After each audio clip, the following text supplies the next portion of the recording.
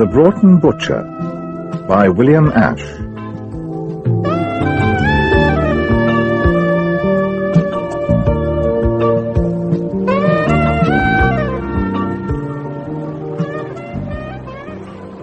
I thought I'd find you out here. I never get tired of this scene.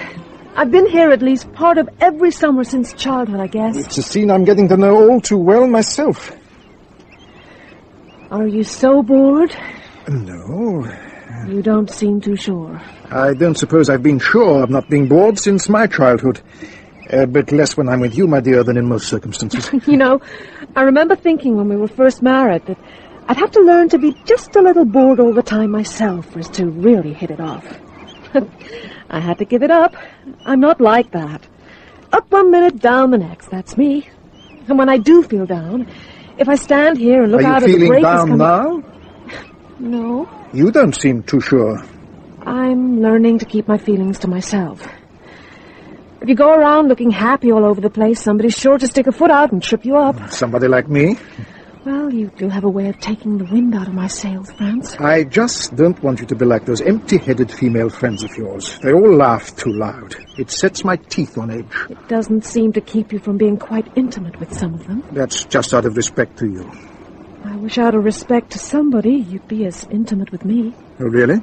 When have I ever failed to treat you properly? You never fail in gallantry. To me or anyone else for that matter, but... Love, Franz. Love is a word constantly on the lips of American womanhood. And I don't believe they have the most remote idea of what it really means. And do you, Franz? I know enough about it to realize that it's the one thing that can't be pretended. Or bought? Is that what you're saying? You can buy gallantry if you're as rich as the Gouldsbys, that is? But love? You can't buy love, can you? No, I don't suppose you can. And yet before we were married, you said you loved me. Ungallant of me not to. You meant that you loved my money. I never pretended not to have a very healthy respect for it. What makes you so sure I won't decide I've been cheated and put an end to our relationship? I'm not sure. I can point to all the people we know, the Lodgers, the Hamiltons, the De Veres, the McIlvaneys, and ask you if there's one loving couple in the lot. You know there isn't. There may still be such a thing as love, but not in our circle. So what gives you the right to feel that you have been cheated? Love is caring for another more than yourself. Selfish people are incapable of love. Some rich people are too selfish ever to know real love. And you're the most selfish person I know, Franz. I know I'm rich, but I still want love. Does that mean I really shouldn't have money? It suggests to me a perfect arrangement. You can live as frugal a life as you please, just like a little sister of poverty, and I'll spend our money as it should be spent, supporting the lifestyle of a bon viveur with exquisite taste. That's how we have been living. But let me tell you, there are other ways to get rid of my money than by letting you blow it on expensive gifts for whatever woman you happen to be courting. What had you in mind? Big donations to that phony born-again Christian, Harold, whatever his name is? You're contemptuous of him because you're a Catholic. I'm jealous of him because there seems to be no limit to the amount of money he can wheedle out of rich... Empty-headed females? Well, I wasn't thinking of Harold and his Church of Freedom. I was thinking of putting more money into the Gouldsby Foundation, or anything. Handing out money to the down-and-outs. Anything. You'd get your throat cut by one of them who'd grabbed the lot before you'd gone 10 yards. You're still trying to buy love. That's all your charity is, and it won't work. I'm not like that. And I'm not willing to go on just as we are. If only you'd agreed to make a settlement on me. Oh, thank heavens Daddy talked me out of that. It was a joke, Betty. I don't find you funny anymore, Franz. Oh, I can make do perfectly well on wit. I'm going in. I'll come with you. See one wave and you've seen them all, I always say. Naturally, you'll just laugh off everything I've been saying. But not without a sense of who has the last laugh. Couldn't you change, Franz? Couldn't you keep me from feeling cheated? I don't think you have been cheated. I certainly don't feel that I've cheated you. And here's the Can't you see that if from my feelings of being... has been found on the outskirts of Broughton. I want to hear this. The body, unclothed and horribly mutilated, is thought to have been a prostitute picked up in the center of town and then dumped from a car. The chief of police, Pat O'Dwyer, says it seems to be exactly like the case of the woman who was killed last month and whose body was also mutilated. Asked if we might have something like the Boston Strangler on our hands, O'Dwyer said, "Let's not get things out of proportion." I assure the people of Broughton that the police are giving the case their full... My God, what a country. These crimes seem to be occurring more and more frequently, and the strange thing is, bestiality in America always seems so unorganized. That's a dreadful thing to say.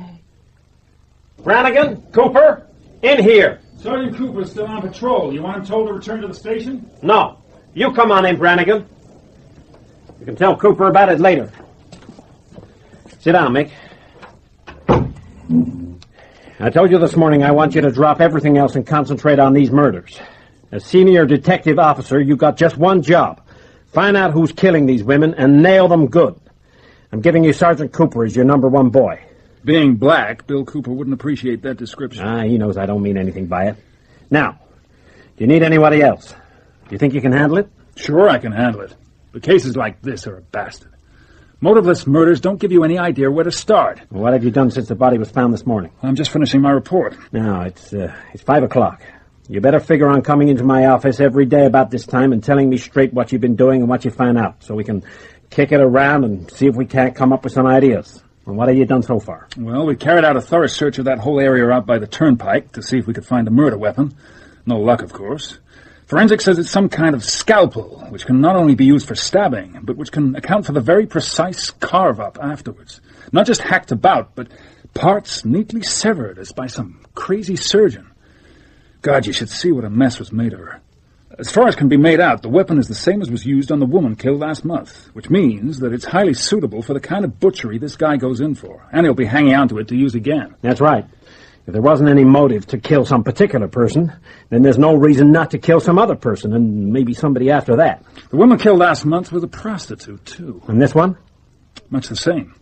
We're checking on her with other prostitutes, and with the people who hang out around the Paradise Bar, which is a kind of base for the unorganized prostitution which goes on in the slummier part of town. So you think there's something in both women being prostitutes, some Jack the Ripper angle? It could simply be that some guy has a thing about killing women. Prostitutes are the easiest kind to get at. There isn't a lot more to say yet. Well, keep at it. I mean, all the time, Mick. I want to bust this one, and I want us to do it ourselves. Before the station begins swarming with detectives from Boston and even New York, all come to lend a hand to those poor small-town cops who don't understand the kind of sophisticated crime you get in the big cities these days. Maybe what we've got here is some metropolitan psychopath who's on a seafront holiday. Well, even if he is, he's come to our town, and he deserves the hospitality of our police, hot and strong. And if we want to handle it, you know what it means, don't you? We got to keep it from getting played up by the press. Sure, Chief. That means nobody talks to reporters but me. And that includes that Steger guy. Has he been on to you yet? No. He will be, as soon as he knows you're in charge. And he'll know, all right. The story that you're in charge is probably already broken in the New York tabloid he's a stringer for. I mean it, Mick. You're to shut him right out of everything we're doing about these murders. All right. He's out. Is that all? That's all for now. Now, what are you going to do next? Tell Sergeant Cooper what you've been telling me. And then? Go home. Now, that surprises me, Mick. I'd have thought you and Cooper would want to go nosing around the Paradise Bar, see what you can pick up, while the spore's still fresh. Would you like to ring my wife and tell her I'm going to be late again? Well, why can't you ring her? She might believe it really is my job if you tell her. Have a pleasant night, Chief.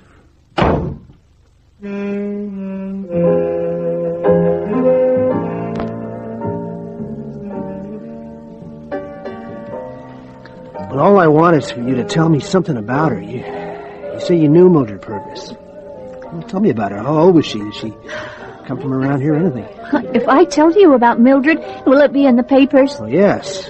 In the Broughton Bugle and perhaps maybe even in the New York Evening Post. And will my name be there? Of course. I'll give you full credit for any details. As told to our reporter by Flora Pickett. Oh, I don't think I want my name to appear. He might come looking for me. All right. There won't be any mention of your name, but I assure you, Flora, murderers don't kill people because they know something about the victim. It's only if they know something about the murderer that they're in trouble. Oh, the whole thing is so terrible. I can't get over it. He seems to really hate people who, well, women like me. Tony, the one behind the bar, Tony says it may be some fellow who got a dose from one of us, and now he wants to... That's very interesting. Tony ought to get in touch with the police.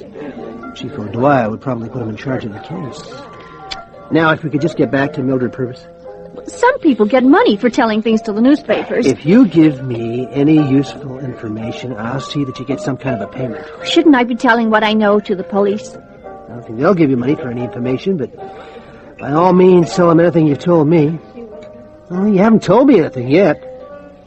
Was Mildred Purvis native to these parts? She wasn't born here, if that's what you mean, but hardly anybody lives where they were born, do they? Well, I do, as a matter of fact. Oh. That's probably been my problem. What I was wondering was whether she had any relatives around here. Relatives are usually further off, and you hear from them every other Christmas, because it's only when you don't get a card from them that you remember you didn't send them your new address. Uh-huh. That's very interesting. Did she have any close friends apart from you? Oh, I never said we were close friends. Hey, Bob. Hello, Mick. I told you Bob Steger would be here.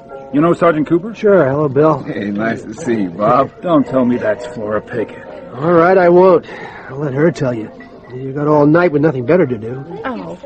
Well, there you are. You wanted to give your information to the police, and my old friend Mick Brannigan, who was also born here, turns up pronto. Pull up a couple of chairs. I won't ask you to have a drink since you're on duty.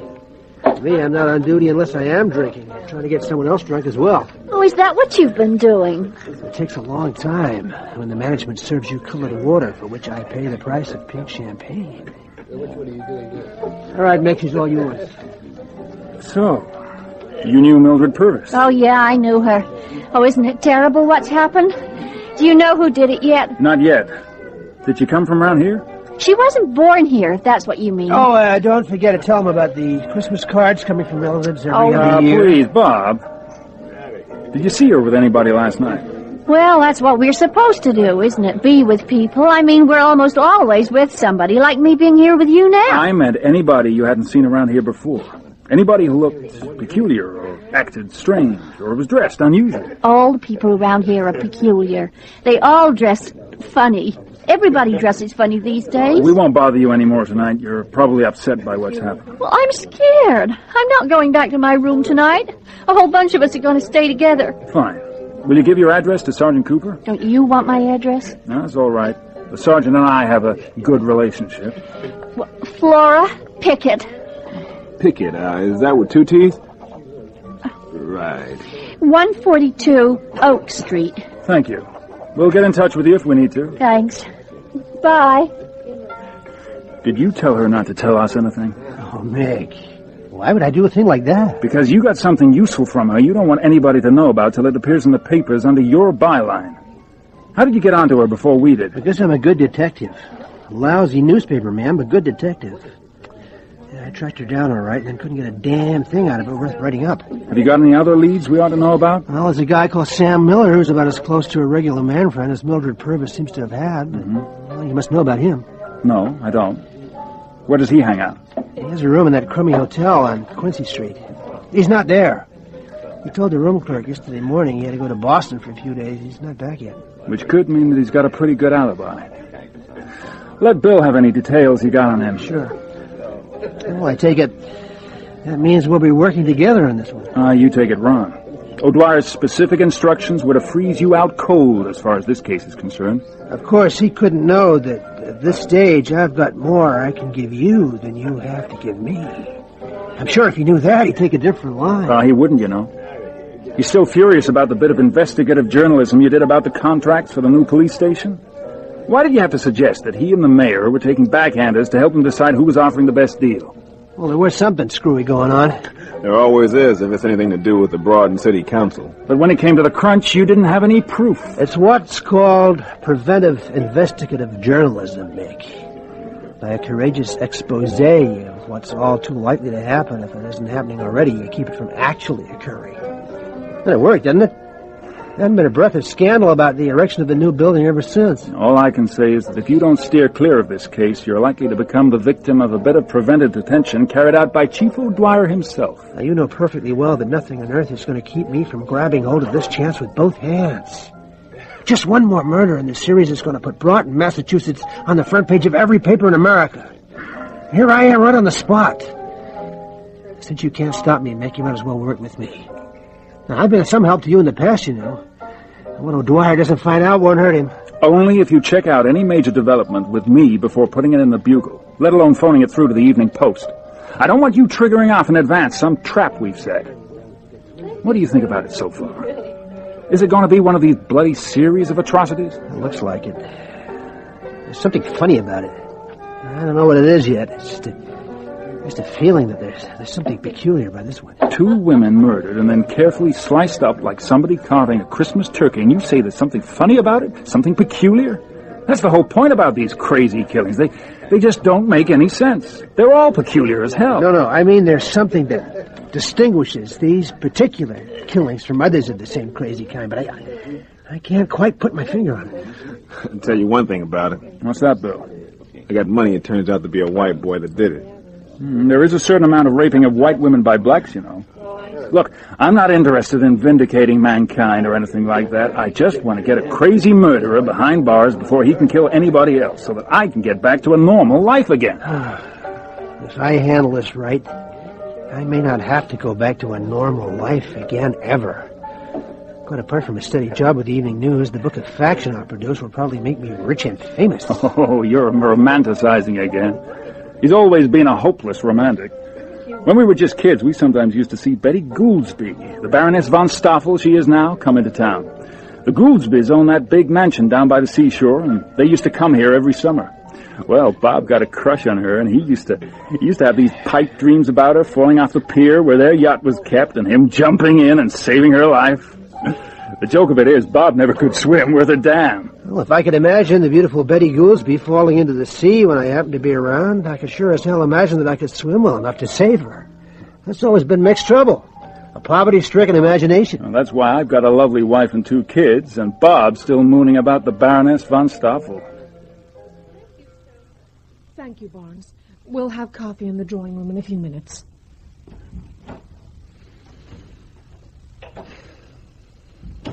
So, you won't come to New York with me on Friday? You know I'd rather stay here. Without me? I was coming here years before I met you, Franz. You don't mind my going to New York? Of course not. I think this invitation to appear on the Larry Adams show could lead to something. I've always fancied myself as a bit of an actor, you know. I can vouch for your acting ability. You certainly took me in. Still on that, are we? That's why I want to stay here. The sun, sand, and sea is so much a part of my secure childhood that they may help me come to terms with what I've got now. Or rather, what I haven't got. I assure you, my dear, you've got all of me there is. There isn't any more. Under this superficial, pleasure-loving, old-world charm, there isn't any romantic prince waiting to be released by a kiss. I know perfectly well you're not going to New York just to appear in some silly show. I don't think you ought to refer to the Adams show as silly. That may be subversive. It's an excuse for shacking up in the Ritz-Carlton with some woman or other. Probably somebody who's supposed to be one of my friends. If that was the case, would I have invited you to come to New York with me? You knew I wouldn't. Your affairs are bad enough without my actually having to be a witness. We were both cheated. You thought you were getting a romantic Central European prince. I thought I was getting a wealthy, sophisticated American wife who would indulge me financially. Since we've both been cheated, why can't we just make the best of it? Why can't we, under cover of a public relationship that's still quite useful to us both, go our respective private ways? You say we're in the same boat when it comes to being cheated. There's just one difference. You have to make the best of it. I don't. I can see what you get out of such an arrangement, Franz, but I can't see what's in it for me. There's something else I want to say to you over coffee.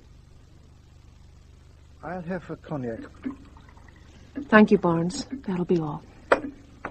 I had another reason for wanting you to come to New York with me. It's that 3rd murder last night, just like the other 2. I don't want to leave you here by yourself at this time. Oh, good heavens, Franz. It's a terrible thing that's happening, but really I don't see what it's got to do with me. I mean, those women are all... They're not sure the woman killed last night was a prostitute. In fact, they don't know who it was yet. In such cases, identification can't be easy. This place is surrounded by a high fence. We've a completely private beach, walled off at both ends, a watchman on patrol all night, and a dog as well. The other night, when I was coming back late, I didn't see any sign of that guard, and a dog can be doped, you know. Well, any place can be got into as far as that goes. But a homicidal maniac isn't going to go to all that trouble when there's a whole town full of women he can get at all too easily. You wouldn't rather I stayed and didn't go to New York? I know what you're like when you have to give up something you've set your heart on. And anyway, I don't see what good you'd be. If you want to put another man on guard outside the fence... I'll do that, then. And while you're in New York having a marvelous time at my expense, you'd better think about what I've been saying. I can't not think about it, can I? Indeed, one of the reasons I want to appear on the Addams show is that I'd better begin to think about ways in which I begin to be a bit more self-supporting.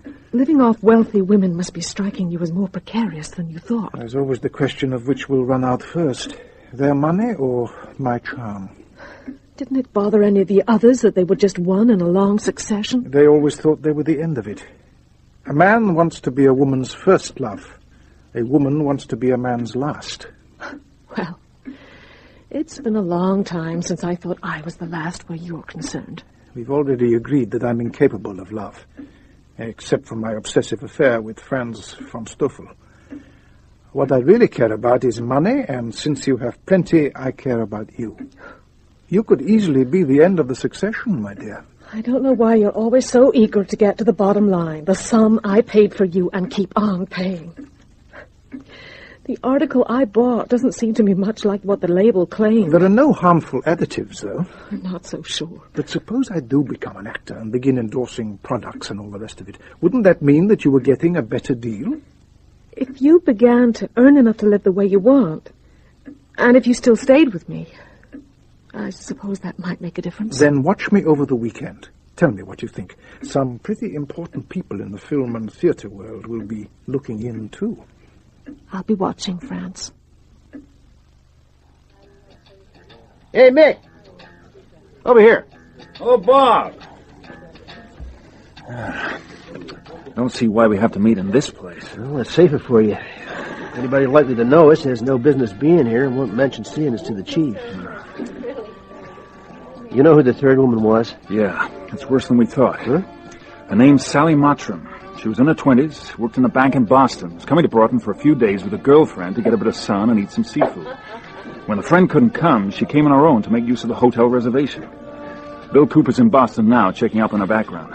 Apparently, she was still living at home, a perfectly normal family. Well, you said it was worse than you thought. You mean whores are expendable? I meant it's worse for any theories I was beginning to have. All prostitutes, or all committed at roughly monthly intervals. The Sam Miller lead fizzled out like every other lead I've tried to follow up.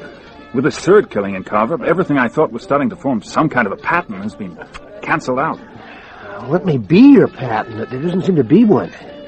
That's what I was saying about this not fitting in with any of the murders I've ever heard about. The other thing is that they've all happened right here in Broughton. Well, Boston Strangler's murders all took place in Boston. Yeah, but this murderer has a car. He seems to have dumped two of the bodies in the outskirts of town. Now, if he has a car, why didn't he use it to commit the crimes in different places, make it harder to know where to look for him? Unless he's from somewhere else and wants us to think he lives in Broughton. Well, there's something kind of odd about all this. Are you beginning to see some kind of a pattern? I don't know. I just can't grab hold of it. What's Chief O'Dwyer making of it? Well, as far as he's concerned, the whole thing's a plot to discredit him on the eve of retirement. He takes it quite personally, keeps hounding the life out of us for letting him down. Once a day he tells me I'm no longer in charge, and then 10 minutes later, realizing that there's nobody to carry the can if we fail, he puts me back in charge again. The other day, he came in waving a copy of the Bugle and hollering about that guy Steger who was knifing him in the back. I had to point out that the source of the material used in your article was his office. I don't see how you've worked under an illiterate bully like O'Dwyer all these years. All bosses are like that when you get down to it. You've just been too anarchic to work in any kind of an organization. I suppose I can use the details about the third victim. Sure. Here's a handout giving you all we know about her so far.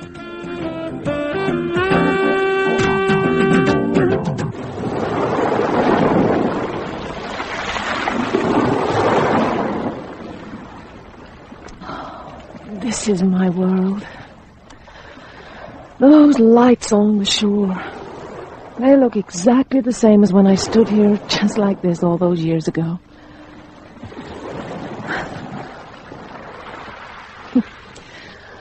I wonder how many times I've walked just like this along the beach to that old jetty. Who is that?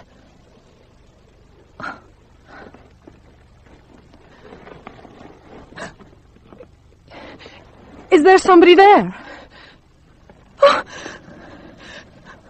Who are you? What do you want? Oh, go away.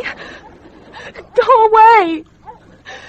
Leave me alone. Leave me alone. Oh, don't hurt me. Please. Please let me go. Let me go.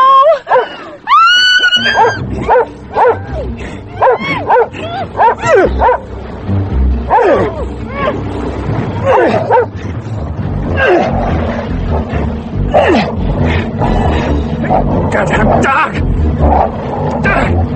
Get away! Get out!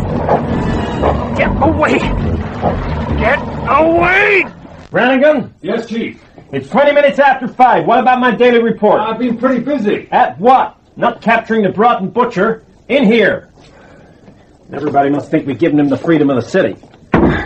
I've just come from the hospital. There's been a guard on the intensive care room where she is since early this morning.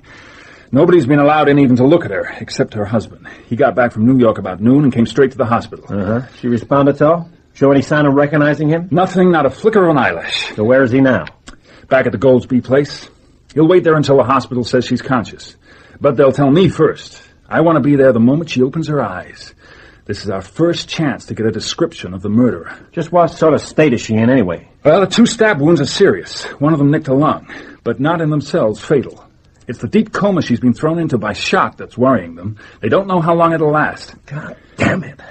Here we are trying to keep a low profile for our killer, and he goes and attacks the most prominent person in Broughton. Well, if she can just tell us what he looks like when she comes to. Yeah, but suppose she can't. It was dark. She was stabbed from behind. Maybe she didn't even see him. Well, then we're right back where we started. God, Mick, we gotta be further along than that. It's not that big a town. You ought to have something on the movements of every male in Broughton at the relevant time. We just about have. But nothing much has come out of it. We don't even know if the murderer lives in Broughton. So how did he know that the Baroness would be walking along the beach that night? Well, he may have seen her there by chance, found some way in. If he was from around here, he'd have known about the guard patrolling the fence and about the dog. He'd never have tried it. You say the dog was chained up? It's very fierce with everyone but the Baroness. They got to be careful about letting it loose when any of the servants are in the grounds. Apparently it broke free when the Baroness was attacked and drove her assailant off, before he could complete the task of carving her up. There are several deep gashes on the dog that must have been made by the same weapon used in all the murders. Was the man badly bitten? There was a bit of blood on the wall he climbed over to get away. Any shreds of cloth, clothing, anything? Nothing. And the blood belonged to a very ordinary group. So we're just sitting on our asses waiting for the poor woman to come around. That's not all we're doing. I haven't been at home all last week except for a few hours sleep each night. I've done everything I could think of. Fed every bit of information we had into the computer. My kids don't recognize me anymore. My wife's probably leaving me, and I sure as hell wouldn't blame her if she did. And if you want to put somebody else in charge and demote me, you go right ahead. Okay. Come on now, Mick. You're letting it get you down. I know you've been working hard at it, but see, this one demands a bit more of us. That's all. You want me to ring your wife? Oh, you better not. She'll bite your head off. She got it in for you, too. If that's all, I'll be on my way. Hey, I just thought of something. It better be good. Bill, come on. You drive. We're looking for Bob Steger. What's he done? Nothing yet. At least I hope he hasn't. We'll check the Paradise Bar first, see if he's there. What about his apartment? No, he's never there. We'll try that last. You think he knows something? No, it's not that. It's just that he's crazy. That might give him a lead to the crazy things that are happening, or it might mean he'll do something crazy himself. From the moment Betty von Stoffel was involved, I knew I'd better ride herd on Steger. He's bound to have some nutty idea about rushing to her rescue by exposing the identity of the Broughton butcher. And the two of them riding off into the sunset. Yeah, something like that. I like the guy, though. Oh, so do I. He's been a friend of mine ever since high school. But he's still crazy. Stop here.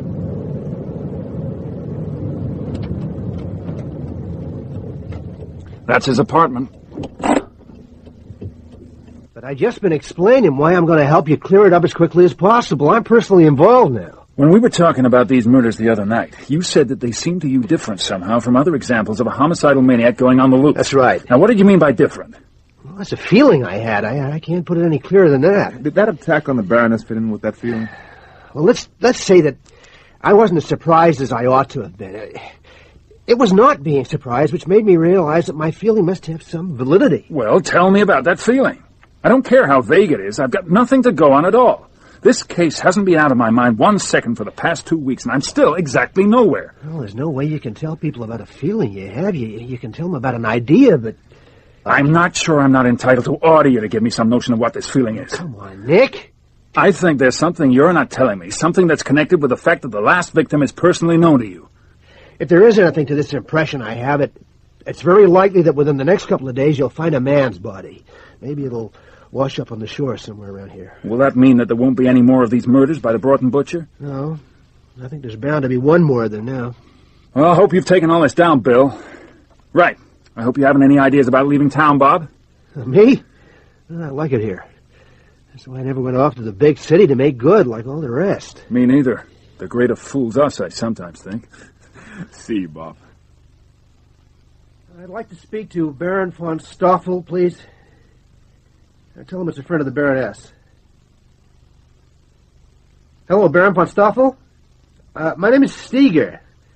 Not that it should mean anything to you. I'm a journalist on the local paper. Now, wait a minute before you hang up. Of course, you wouldn't want to speak to a newspaper man at such a time, but this is different.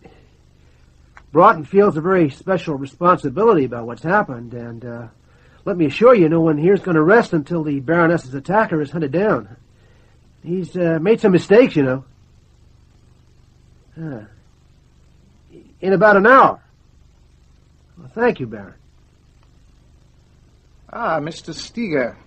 Thank you, Mrs. Harris. Would you have some coffee brought into us?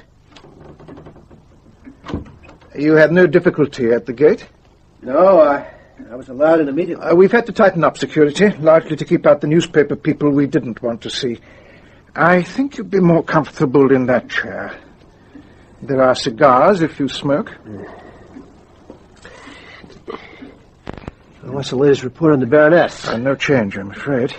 I have been discussing with the hospital authorities the idea of moving her here as soon as her stab wounds have healed sufficiently. Wouldn't that be dangerous? No. A room upstairs can be fitted out like an intensive care unit. I think that here, within the sound of the sea she loves, she's more likely to regain consciousness. I'd have thought myself she was better off staying in hospital, where every change in her condition can be monitored and proper action taken at once. But then you don't know my wife, do you? Now, what is it you think I ought to say for use in the... what did you say your paper is? Bugle. The Broughton Bugle. That, you've been touched by the way the Baroness is still considered a Broughton girl, as it were, even though her life has naturally been lived largely on the international scene. That, you know how hard Police Chief Pat O'Dwyer is working to free Broughton from this horrible crime. Is he? Chief O'Dwyer is a big bag of hot air. He couldn't catch the Broughton butcher in 100 years. Fortunately, the men in actual charge of the case are very good, very sharp. I would naturally prefer to keep to myself my deep anxiety about my wife and my sense of horror that so terrible a thing should have happened to her. But when one lives such a public life as we do, silence on the score of one's feeling can so easily be interpreted as a lack of them. Has there been much in the local paper about the attack, about my wife's having actually been born here, and so on? Well, there hasn't been much because O'Dwyer's been making my editor play down the whole thing. I've been telling him to ignore O'Dwyer. Is the Bugle the best place for what I want to say, then? The editor's got no guts at all. But let's give him one more chance. I think he'll play ball in this story. Anyway, it'll certainly be used by the New York Evening News. Won't that make Chief O'Dwyer angry? Furious. He's caught me at it before. Let's see if he can catch me this time. It's very difficult to know how to act when something like this happens in America. In other places there are patterns of behavior, forms of speech that cover most of life's exigencies, according to the class one belongs to. But here, it always seems to be a case of making it up as you go along. Oh, I don't know. I think that almost anywhere something like this would strain social conventions.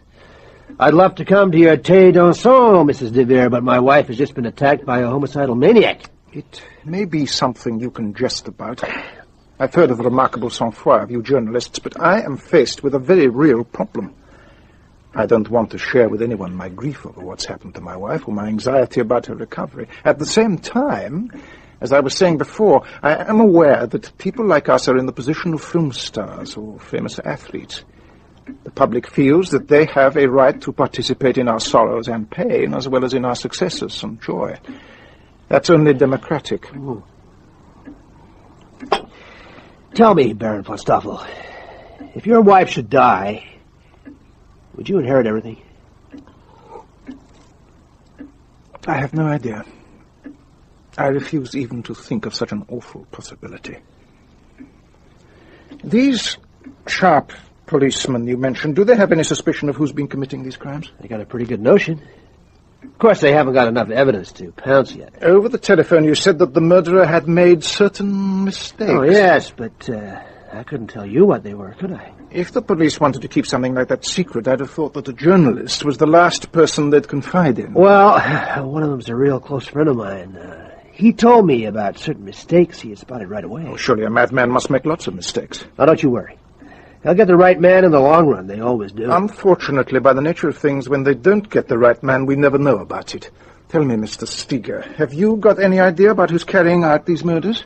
Well, it's not my job. I don't let the police dictate what I ought and ought not to write, and I don't try to solve their crimes for them. You know, it's an interesting fact. One of the largest proportions of murders committed in this country is that of wives by husbands. Are you married, Mr. Steger? No. What a very lucky woman. Do you know, you haven't once commiserated with me over what happened to my wife? I think that tells me all I need to know about why you came here, Mr. Steger. Well, it's just that When you leave, be sure you go straight out the drive. The guard on the gate will be expecting your car to pass through.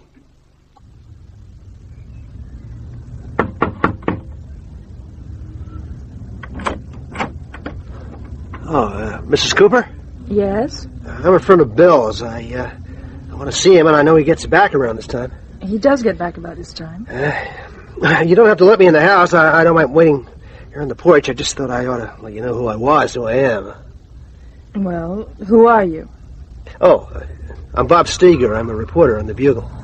Well, I guess you might as well come in and wait inside. You can sit there on the sofa. Oh. Do you want a cup of coffee or something? No, I'll just wait here. Maybe you were busy with something. I'm in the midst of getting dinner. Well, you go right ahead. Yeah, I'll just look at this copy of the Bugle, huh? I always like to see how many errors in my articles the sub missed. Whoa, what are you doing here? Oh, I wanted to see you on your own, Bill, without Mick. You heard then what happened. Well, it depends. They found a man's body, just like he said. Hey, you want a drink? Well, I'm on duty. Sure. Yeah. He washed up on the coast about 10 miles north of here. And the thing about it was, his legs and one arm were lacerated as bit by a dog. He must be the man who attacked the Baroness and was driven off. Mick said to me that you're to be congratulated on your prediction. Naturally, he wants to know how you did it. Mud in your eye. Could you tell me how the man died? Just drowned, we guess. At least there were no marks on him except the dog bites. Has he been recognized? Does he have a police record? Not around here. We fed his descriptions and fingerprints and so forth into the national computer system. We'll see what comes up. Why are you dodging Mick? Well, I want to go to New York. I want to look up some records on European noble families, stuff like that. Mick made me promise to stay in town. I don't want to argue with him about letting me go, but I don't want to go off either without leaving word that I've gone and will be back in a day or so. Well, since he told you to stay, I suppose I should tell you not to go. Okay, Bill. I'll tell him you told me. Can't what you're doing in New York wait until this case is over? I mean, it seems like it's just about wrapped up now. Well, what I have to do up in New York has a direct bearing on the Broughton butcher case, which is by no means over. Yeah, but doesn't finding that body solve the mystery? That's a part of it, but not the major part, not by a long ways. Okay. Well, if you're set on going, I'm not about to try and keep you here physically. Thanks, Bill. Oh, there's something else. Now, I don't think it'll come up before I get back, but just in case. What's that? Well, as soon as the Baroness is sufficiently recovered from her stab wounds, the Baron wants to move her out to the Goolsby mansion. Whether she's still in a coma or not. He says it can't be but good for her to be close to the sea. Well, now, look, don't let it happen, Bill. Don't let her be moved, you hear? In fact, it'd be a good idea to make sure there's always someone present whenever a visitor is allowed in to look at her, whoever the visitor may be. You mean even her husband? Yes. That's very interesting. I've thought several times, but the slightest hint of it, and the fellows at the station all laugh their heads off. Until we got some evidence of some kind, they'll go on laughing their heads off. You've seen him, huh? I was out there last night, and I can tell you this. If there is anything to what you and I have been thinking, that's the scariest guy in the world. Did you meet my wife, Ilona? Oh, I introduced myself when I came in. She's busy getting dinner ready for you. Why don't you stay and eat with us? I couldn't barge in that way. Oh, look, it's no trouble. Plenty of room and plenty of food. No, yeah. Of course you're going to stay. There is just one thing, though. Oh, what's that? I don't want any carved-up corpses at my dinner table. You want a drink, honey? You know I don't drink that bourbon stuff. I might have a glass of wine. I was interested in what you were saying the other day, Bob. Are there more of these sex crimes being committed, or do we just hear about them a lot more? I mean, sex crimes against little children now. We didn't used to hear about them so much. Or is it like you were saying, that splashing these things all over the newspapers and dwelling on them in a gloating kind of way is making them seem to happen a whole lot more? Well, that's what I think. There's the same kind of link between the degree of obsession with obscenity and the frequency of sex murders. But I still don't know what can be done about all these sex crimes. Well, you two could stop talking about them for a start. You were just saying it's dwelling on them that makes them happen. But, honey, it's our job to be concerned about them. Not in the house.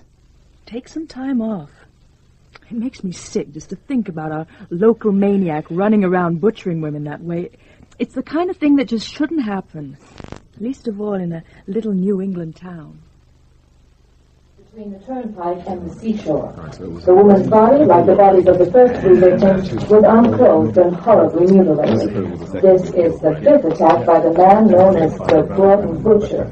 So far, only one woman, Baroness Stoffel, has survived these murderous assaults. It is thought that in her case, a dog in the grounds of the old Goodsley place drove off her assailant before he could complete his Cut that goddamn radio off. All day long the Broughton Butcher gets pushed down my throat. Sure as hell don't have to listen to it in here. So, Bob Steger was right about there being another murder as well. I was certain that the man who washed up on shore was the Broughton Butcher, and there wouldn't be any more murders. And now this. I know. I saw Steger yesterday, and he told me that the man we found on the beach was part of it, but not the main part of it. You saw Steger yesterday? I went round to his place this morning, but he wasn't there. He hasn't been at the Bugle office either. I wonder where he's got to. Yeah, I wonder where he's at myself. This case is driving me nuts. Every time I think I'm beginning to see a bit of light, some new fact comes up behind me and knocks me flat. With this fifth woman, we seem to be back where we were with prostitutes as victims. Just like at the beginning. In fact, that's exactly how it feels. Just as if someone was saying, you didn't do very well that time, so the whole thing is starting up all over again for you to have another go. Steger seems to be saying that if there was another murder, it would probably be the last. Steger says. What is he, some kind of local oracle? Look, come on, he's been right about everything so far. There's one sure way to be right about everything in connection with some crime. Now, what in the hell do you mean by that? I don't know, Bill. This case is getting me down, that's all. Bob Steger's all right, but he can be a goddamn nuisance sometimes. He acts as though this case belongs to him in some way, just because he used to have a crush on Betty Goolsby. Why the hell are you two hanging around here? Has that last woman been identified yet? Name's Ethel Loring. She was a friend of Mildred Purvis, who was the second woman killed. They all hung out around the Paradise Bar. Uh-huh. Well, there must be something you ought to be doing. What about the stiff that washed up on the beach? We're still waiting for something to come in on him from general police files. But now it looks as though he couldn't have had anything to do with our murders. He was already dead when the last one took place. What looked like dog bites must just be a coincidence. There's got to be something you can be doing instead of hanging around the station. The Broughton Butcher ain't going to come in here and give himself up, you know. Yeah. Hey, well, before you go, come into my office. There's something I got to show you. Okay. See this spool of recording tape here? Came in the afternoon mail. Was there a note with it or something? Nothing. It was mailed in the center of town and collected the first thing this morning. Here's the envelope, see? Chief Pat O'Dwyer, Central Police Station. printed. To disguise the handwriting, maybe. Put it on, will you, Mick? I never could make that damn thing work. It was probably put in a mailbox not 100 yards from here. So, whoever it was didn't want to run the chance of bumping into one of us while he was pushing it through the slot in the door downstairs. Chief O'Dwyer's a big bag of hot air. He couldn't catch the Broughton butcher in 100 years. But let's give him one more chance. This is the very night. Let's see if he can catch me this time. What bastard. Quiet, Chief. I think I'd heard that voice before. I know I have. Me too. What in the hell is he playing It's at? Bob Steger, your favorite reporter. That son of a bitch. He's been out to get me ever since that so-called building scandal. He tried to implicate me and fell flat on his face. Hey, play the tape again.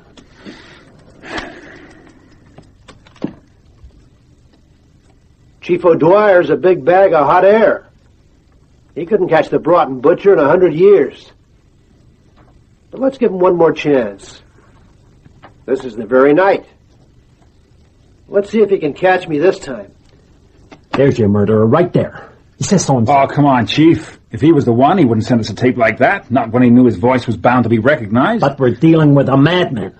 You don't know what he might do. But Bill and I have both seen a lot of him these last few days. I tell you, he's perfectly sane. That's right. I thought there was something funny about that guy, Steger. Always trying to get the dirt on the mayor or somebody on the town council, or me even. And always failing. He had a chip on his shoulder as big as a house. He hated his whole town. And this is his nutty idea of revenge. Oh, it just doesn't make sense. God damn it! I keep telling you, no madman's actions is going to make sense. Well, what do you think, Bill? I can't figure it out. I thought at first it was some scheme he had for getting the murder to give himself away, but I can't see how it's supposed to work. Hey, instead of cluttering up my office, discussing it like it was some subject in a college debating society, why in the hell don't you get over to that apartment of his and give it a thorough search? Come on, Bill. And before you go, show me how to turn this thing on. You wind the tape back like this, and then you just push this button here. Not this one, Chief. That wipes the tape clean. All right. Now get out of here.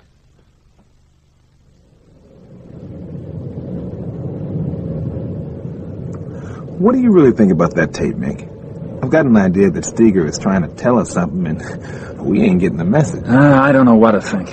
This whole case is like a mad maze I don't think I'll ever get out of. Every time I seem to pick up a clue, it only leads me deeper into the labyrinth. You know he thinks Baron von Stoffel is involved. Oh, he was bound to, wasn't he? As soon as something happened to Betty von Stoffel. Poor old Steger. Love to think it was a wicked European aristocrat murdering for her money a nice American girl. I consider that one myself. Suppose you wanted to get rid of a wife and there was a series of sex murders going on in the neighborhood. Why not kill your wife and make it look like one more murder in that series? Why not indeed? Yeah, but it won't work. Forensic is positive the weapon used on the Baroness was exactly the same as has been used in the other cases. And how, on the spur of the moment, would he have got someone else to carry out the murder for him while he was in New York appearing on that television show? And what does the tape Steger sent to the chief got to do with any theory of the Baron's guilt? I give up. I don't know what Steger's up to. Here we are. I'll park in the driveway. We're not going to be here that long.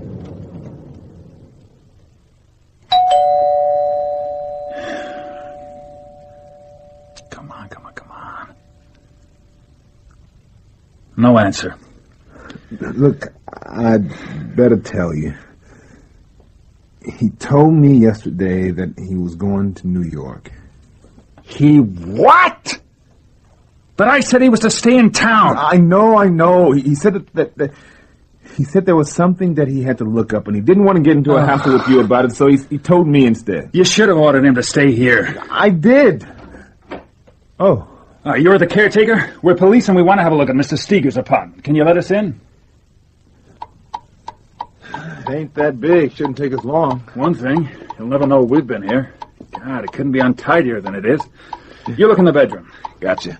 After that, we'll do the kitchen. Make ourselves some coffee. God, Mick, come here.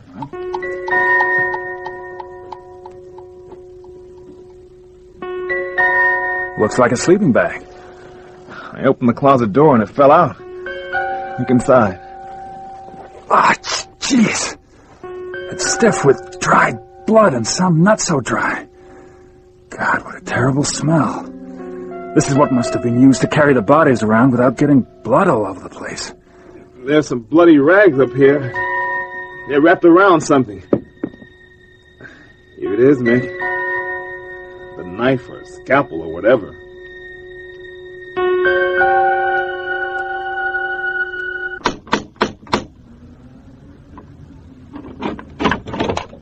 Bob. Hello, Ilona. I just got back from New York. I wanted to see Bill, but I don't think it's a good idea for me to go to the station. Chief O'Dwyer isn't exactly a fan of mine. Can I wait for Bill here? Of course. Come on in. You want a coffee or something? No, thanks. Don't let me keep you from doing anything you ought to be getting on with. Is that being thoughtful?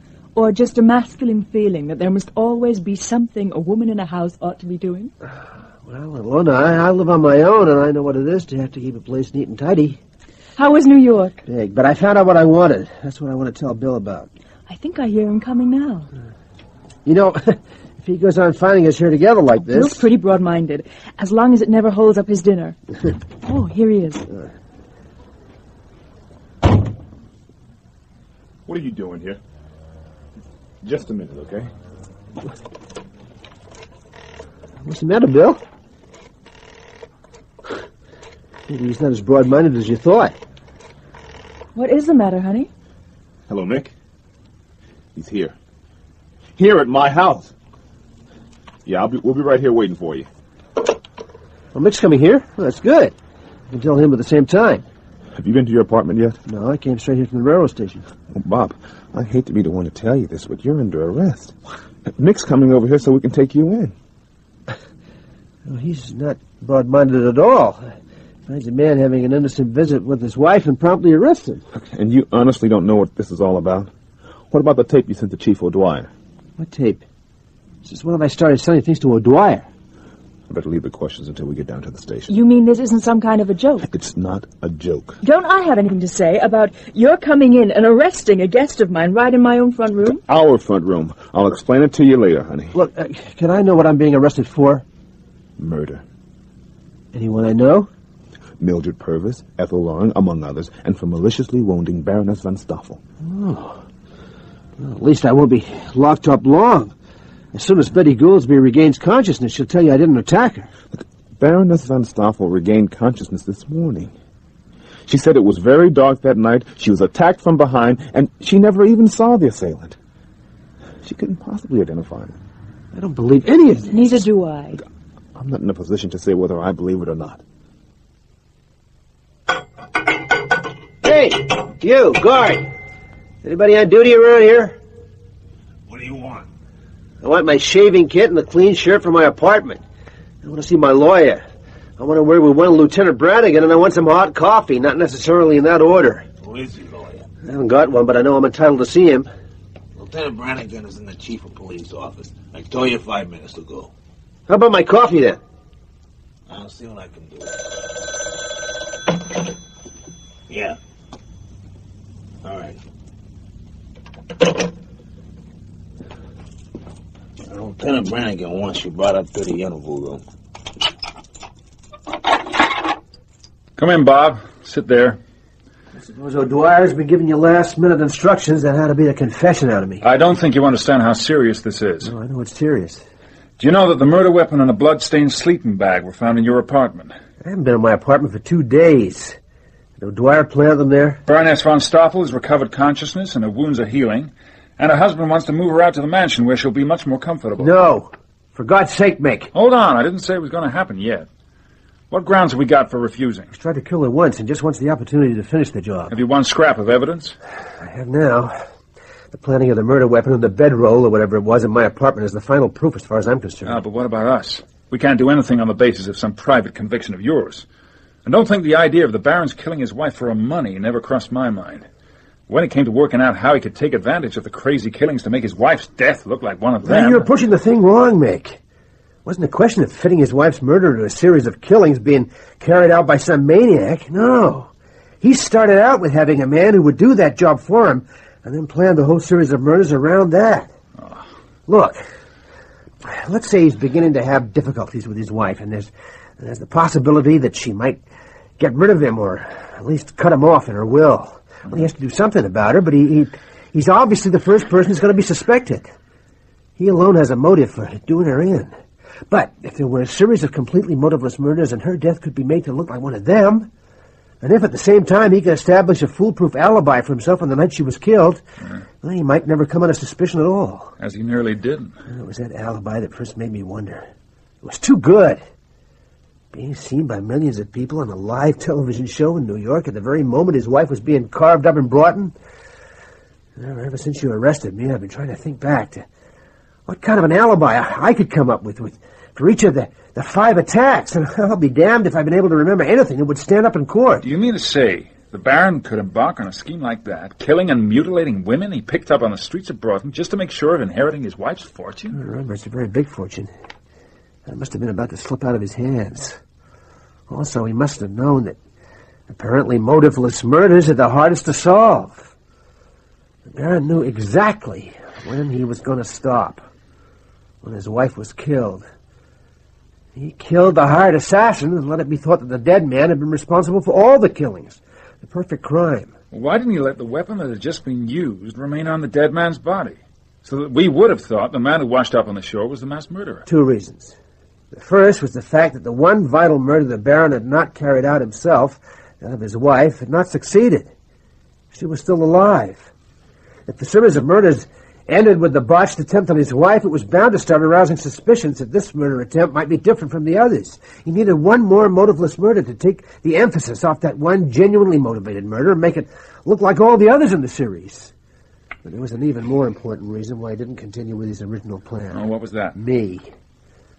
After you and Bill Cooper questioned me in my apartment, I went out to the Goolsby place and saw the Baron. You had no right to do that. I told Cooper it was just the sort of thing you might get up to. It's lucky I did. I let him know I suspected him, and he proved I was right by planting that stuff on me while I was in New York. See, by making all the evidence point at me, it weakened any accusation I leveled at him. Made it look as though I was blaming someone else just to get out of trouble myself. Oh, and what about the tape you sent to O'Dwyer? That's what made us search your apartment. Well, I tell you, I don't know anything about any tape. Oh, cut it out, Bob. I'm doing everything I can to keep you from being treated like any other murder suspect, but you don't help much. I don't help much? I've solved your whole case for you. Not even offered a cup of coffee. Why hasn't Bill Cooper joined you in your inquisition? Weren't you two working on this together? I suspect it's because you know he's on my side. Bill's still trying to get some kind of a line on that guy that washed up on the shore. Well, if he was easy to trace, or if he had a lot of connections, he'd have been useless to the Baron. I suspect he was some down-and-outer the Baron picked up from the gutter and offered a lot of money for one dirty job. Right, well, now listen to this. Chief O'Dwyer's a big bag of hot air. He couldn't catch the Broughton butcher in 100 years. But let's give him one more chance. This is the very night. Let's see if he can catch me this time. Well, I'm damned. Do you deny that that's your voice? No, of course it's my voice. And I recognize some of the words, too. I said them that night at the Goolsby place. The Baron put me in a particular chair in the drawing room. He must have had it rigged so that my voice would be recorded, and then all he had to do was stitch together enough phrases out of context to sound like one of those boastful messages crazy murderers taunt the police with. Well, maybe you'll stop sounding off about Chief O'Dwyer all over the place. Well, there's a kind of justice in it, I suppose. Justice? What do you people around here know about justice? Can't you see that this is the final proof? In recording what I said that night and sending the tape here, he identifies himself as the one who put the murder weapon in my apartment. Well, what I still don't see is how he could do it. To murder 5 women and mutilate their bodies. Could you do it? Can you even imagine yourself doing it? No. That's what bothered me. That's when I got the idea he might be a crazy madman himself. So I went off to New York to look up the von Stoffel family and various books on the European peerage.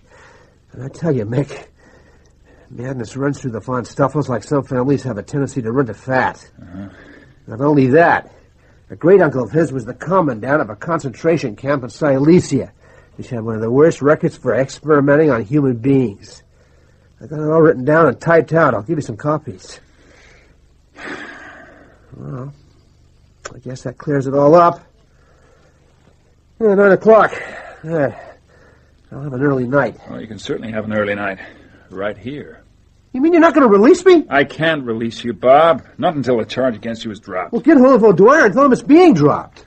The chief's not here. He's gone. And even if he were here, he wouldn't let you go. You mean you're going to hold a man in jail you know is innocent? Don't you believe my account of what happened? I do, as a matter of fact. But what evidence is there? All the evidence we have points to you being the killer. That's ridiculous. You mean to say that even when you know who carried out a particular crime, if the evidence doesn't support you, there's nothing you can do about it? Bob, usually if you know who committed a crime, you can find the evidence to prove it. But what have we got against the Baron? The fact that you say, and I believe you, that he was the one who planted those things in your apartment. The fact that you say, and I believe you, that he had to be the one who concocted that tape sent to the chief. But we can't prove either of those things. It's just the word of the man who's been incriminated against the word of a man who so far has not attracted the slightest suspicion. He's a very cunning man, our Baron, and he's been lucky, too, except for the dog breaking loose. Of course, when someone simply kills the first woman he happens to find on her own at night, it is a matter of luck if there should be enough evidence to enable the police to catch him. And now that there aren't going to be any more of those random, motiveless murders, we're not going to get any more evidence than we have now. Someone else is going to be killed, don't unless you stop him. His poor wife. If he'd had his way and got her moved out to the mansion, some fatal accident would have overtaken her already. That's true. But how long are we going to be able to keep her out of his hands if we can't prove what he's been up to? Couldn't we tell her what we know to be the case? She might not believe us. And besides, have we the right to make the poor woman in her present state responsible for her own defense? Does O'Dwyer really think I killed all those women? I doubt it. Keeping you under lock and key may be just spite. Not that you haven't gone out of your way to provoke him. I don't think for a moment that if you came to trial, the case against you would stand up. But getting you off the hook isn't the problem. Doesn't seem so inconsiderable to me. Anyway, Bill and I will be doing everything we can to turn up some real evidence. Don't let him get his filthy hands on Betty. So I'll let them take you back to your cell. Oh, great. Really pays to have old friends on the police force. To tell you the truth, Bob, I wouldn't be too happy about having you out there on your own. Not when the Baron is perfectly aware that you're the one person who knows just what he's done. So I can consider myself to be in protective custody? Something like that. Hey, Bill Cooper. It's about time somebody showed up. You know how long I've been locked up down here? 17 hours. I've counted every one of them. The food's terrible, and you haven't even had the consideration to arrest some reasonably amusing person to keep me company. As jails go, this place doesn't even rate 1 star. Well, it's your own fault, Bob. If you hadn't spent years making a personal enemy of Chief O'Dwyer, it might have been easier to get you out. Oh, so at last he's convinced of my innocence? Not at all. But he thinks that if we keep you under surveillance, you'll lead us to even more incriminating evidence. Hey, guard! You can unlock the door. Here's the release order. Oh, and I want my shoes and the coat and my suit. I suppose it was thought that it would keep me from escaping, since I wouldn't want to appear on the street in my shirt sleeves. We take the shoes away, because we had a guy hang himself here once with his shoelaces. I'm not at all surprised. Here are your shoes. You can get your coat upstairs at the desk. And then I'm free to go? Free as a bird.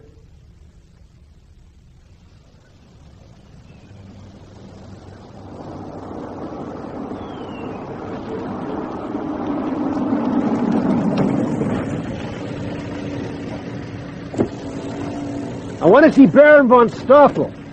I know reporters aren't being admitted, but I think you'll see me. Tell him it's Bob Steger of the Bugle. Ah, come in, Mr. Steger. Have a seat. Yeah, not that chair, if you don't mind. I'll sit here on the sofa. Or better still, I'll stand. I'm not going to be here long. Would you like a drink? I've some of your favorite bourbon here. Why not? Well, it must have been a big surprise for you when I turned up here. Oh, not very. I heard on the lunchtime news that you'd been released from jail. I knew one of the first things you'd do would be to come and see me here. Yeah. You know why? I have a pretty good idea. Here. I want to try to stop you from doing anything to Betty, since the police seem powerless to protect her.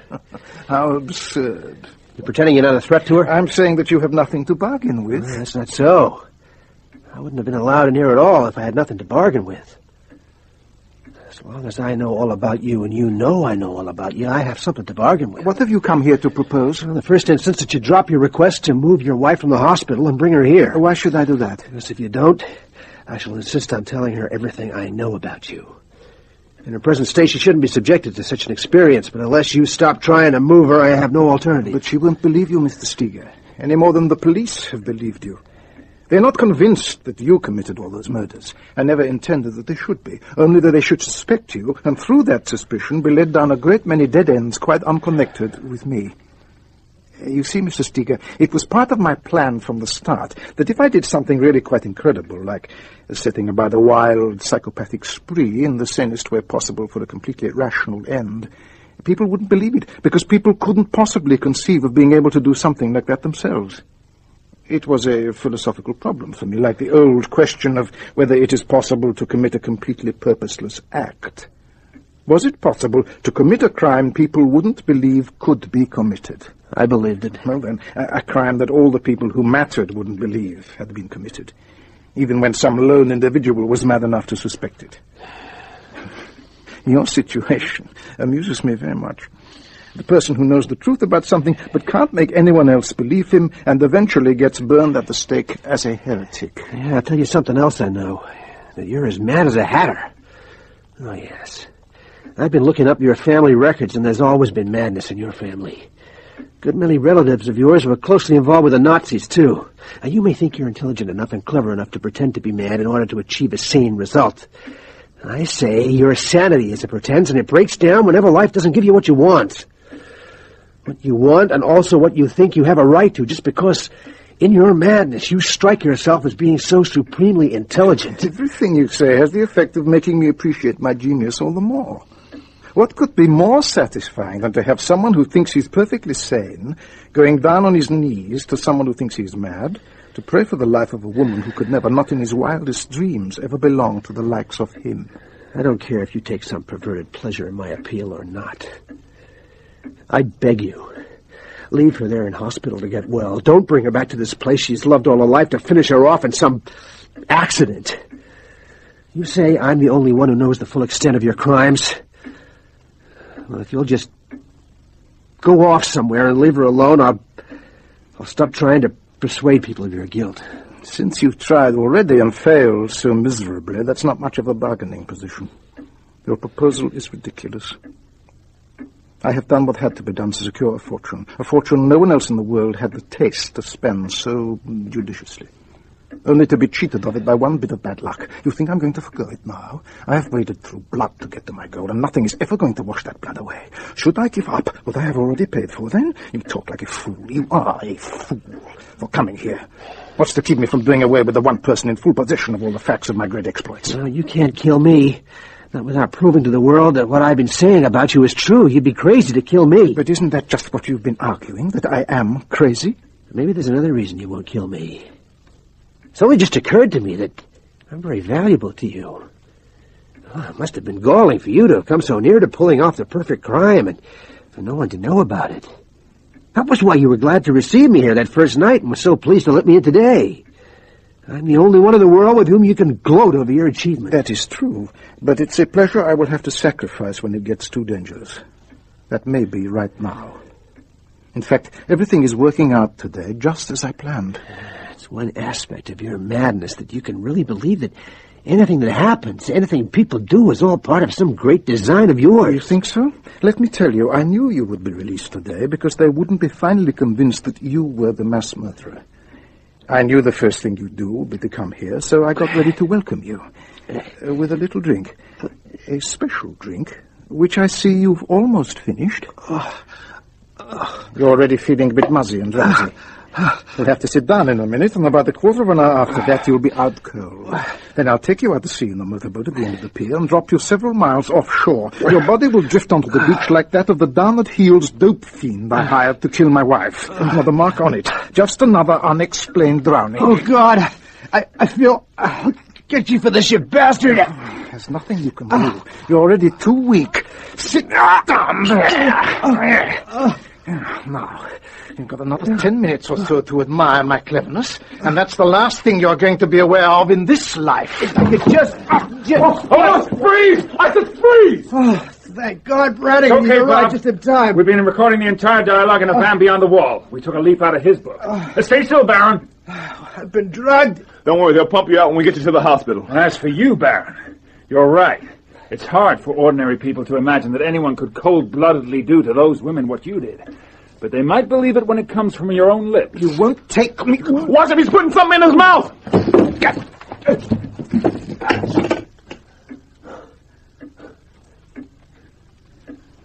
He's dead.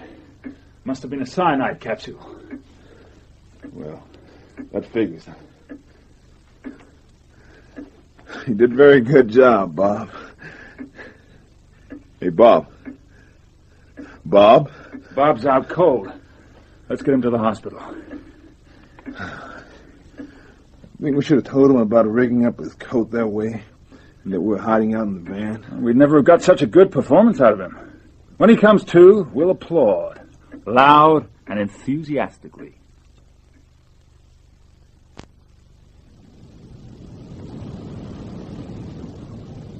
Baroness? Lieutenant Brannigan. How are you feeling now? Much better. I can still hardly believe it. That someone so close to you could be such a monster.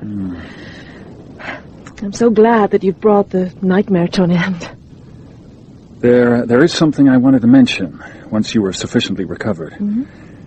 Just one person was responsible for unmasking the Broughton butcher. He did a remarkable piece of detective work to discover just what had happened and who was behind all the horrors. And besides, when none of us believed him, he risked his life out of concern for what might happen to you. I'm talking about Bob Steger. Is he that reporter on the Bugle? I like him. He always makes me laugh. As a matter of fact, he had a crush on you when we were all children together. Yeah, we used to see you sometimes in the summer when a servant might bring you into the drugstore to have a chocolate soda, or your mother might take you shopping with her. Really? Will you tell Bob Steger that he's to call on me? Sure, I'll tell him. Oh, the sea. The sea. The waves come tumbling in, and when they recede, the sand is perfectly smooth again. As if there'd never been anything to disfigure the shore. Oh, how I love the sea.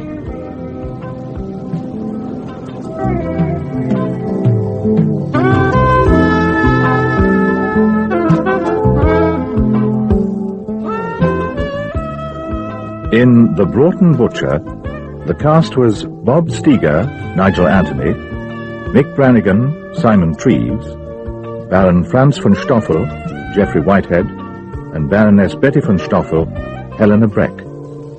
Pat O'Dwyer, Vincent Brimble, Bill Cooper, Ricco Ross, Ilona Cooper, Naomi Wirthner, Flora Pickett, Susan Sheridan, and the radio announcer, Dominick. The play was written by William Ash and directed by Gerry Jones.